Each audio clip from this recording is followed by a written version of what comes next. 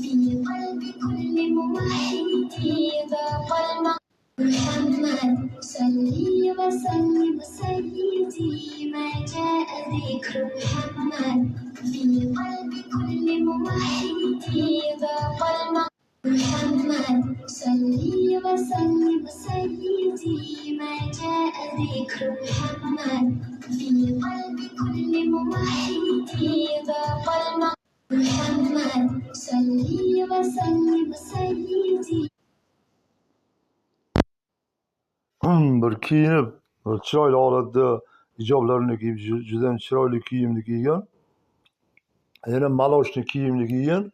Maloshni kiyim bu juda bir chiroyli holatda aqlingni yurgizishga va butun ayol qizlarga yordam beryapti-da bu. Aqliga qarang. Maloshni kiyim ma'nosi kelajakni haq yo'lga boshlash uchun. Agar Muhammad ayollarni so'ramaganda yana qaytib aytaman. Hamma ayollar to'g'ri jahannamga tushar ekan. Hammasi xato qiladi-ku. Birinchi o'rinda Muhammad sallallohu alayhi vasallam ayol qizlarni shular bilan ko'p bo'ladi. Bularni kechir Alloh dedilar. Qancha amal qilsangiz ham kechiriladi. Chunki sen bularga juda og'ir yukni qo'ydingki, bularni tirnoqdan sochigacha avrat qilib qo'yding.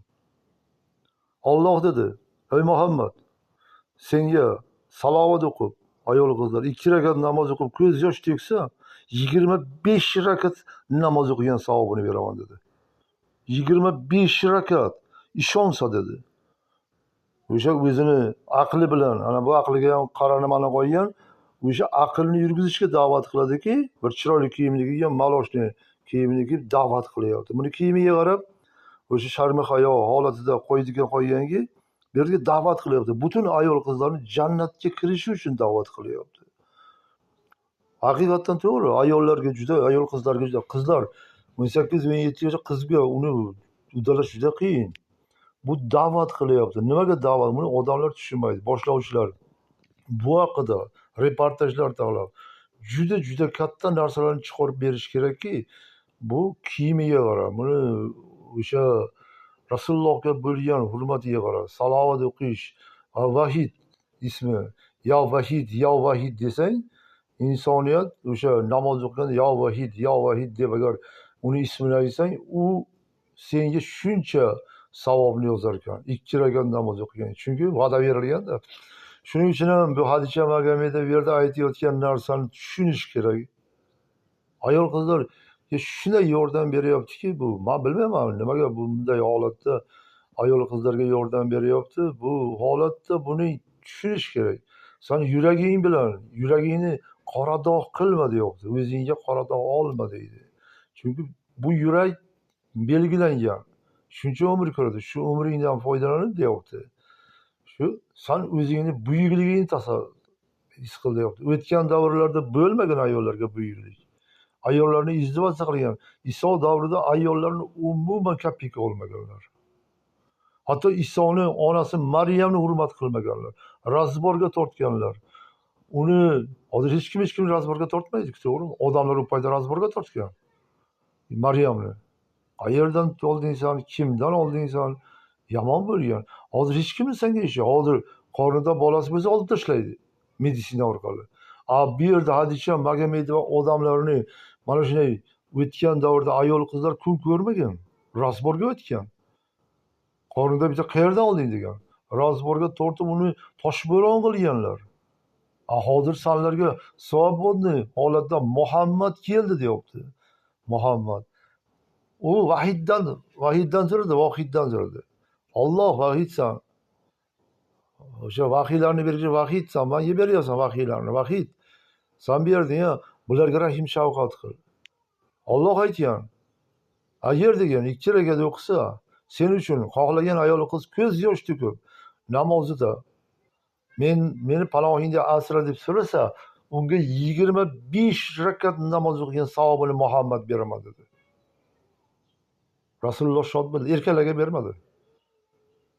Va jannatga boshlash uchun 12 ayolni nikohga olgan Muhammad. Ulardan farzand ko'rmadi. Ularni jannatga kelajak odamlar tushunmasligi va boylik, mol dunyoga berilib, oxiratni unutishni bildilar. va bu holatda sabrga boshladilar. Namoz uyingga namoz o'qi 25 barobar. Allohga iltijo qil. Bir o'zing o'tirib ko'z yosh to'kkin. Bir to'kkan ko'z yoshing uchun dedi Muhammad sallallohu alayhi vasallam. Senga o'yin rahmat emas, 25 barobar namoz o'qigan rahmatini beradi dedi.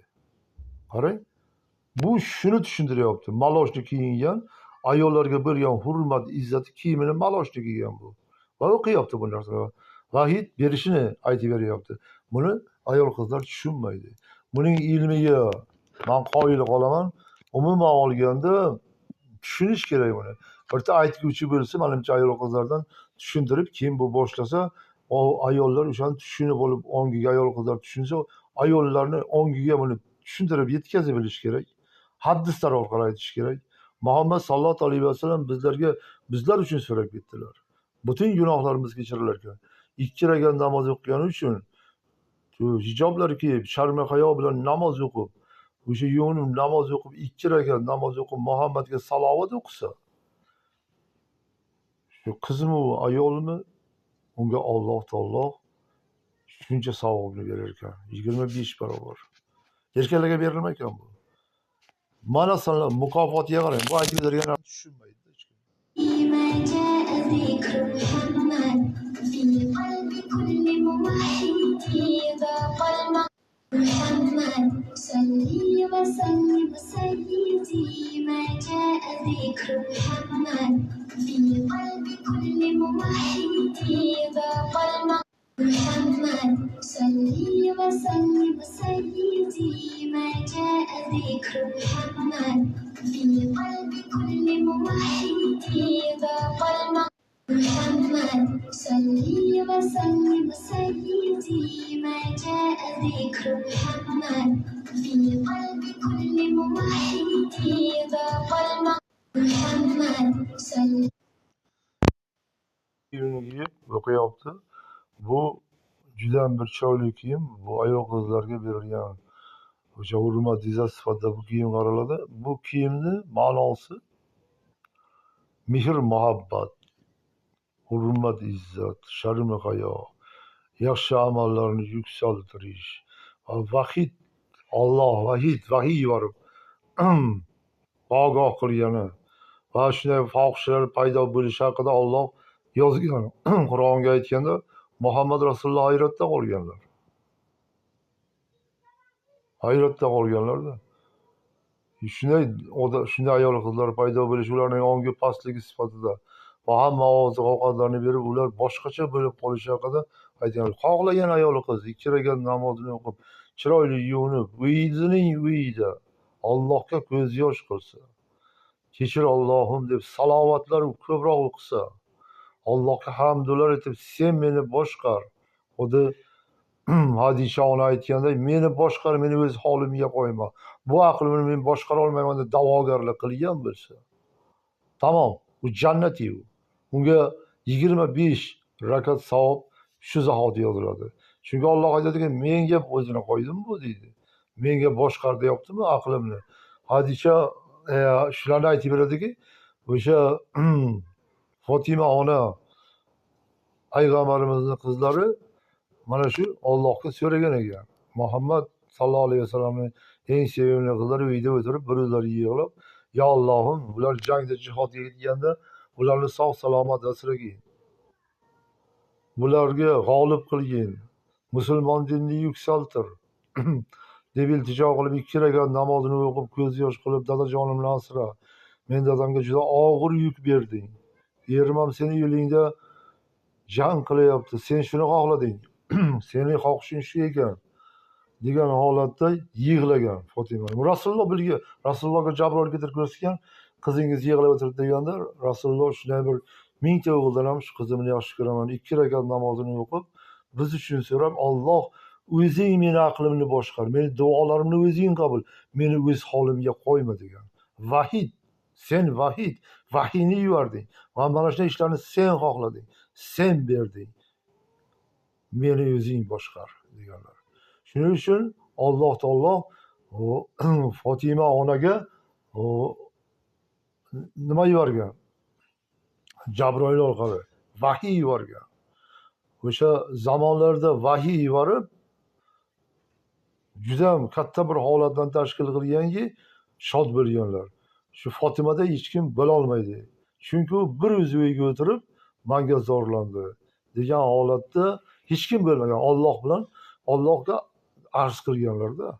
Mana shu ayol qizlarga bu aytib beryaptiki, yuraging bilan Allohga arz qil, seni Alloh eshitadi, vahiy eshitadi degan ma'noda aytyapti. Va o'zingni boshqara olmaydi, hech kim o'zini boshqara olmaydi bu dunyoda. Zamonga qaraysan, odamlar bu narsani tushunmaskan. Shuni tushuntiruvchi insonlar kerakki, ayol qizlar jannati. وسلم سيدي ما جاء ذكر محمد في قلب كل موحد ذاق المقام محمد صلي وسلم سيدي ما جاء